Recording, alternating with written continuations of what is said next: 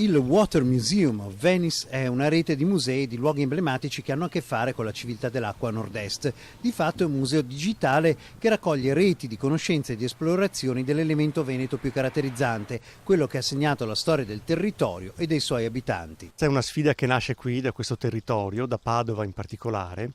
dove è nato un museo digitale che raccoglie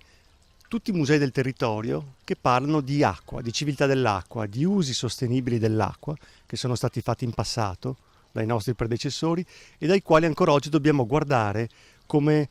modelli per vivere meglio. Di fronte a un periodo di cambiamenti climatici, di fronte a un periodo in cui sappiamo che l'acqua è sempre più scarsa anche in questi territori,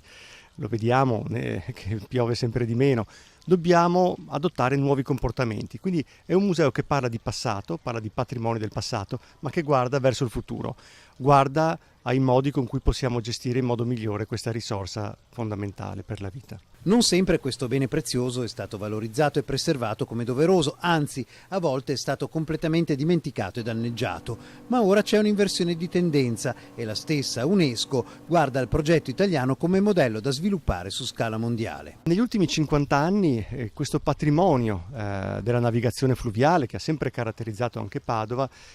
non è stato valorizzato nel modo adeguato, quindi c'è una,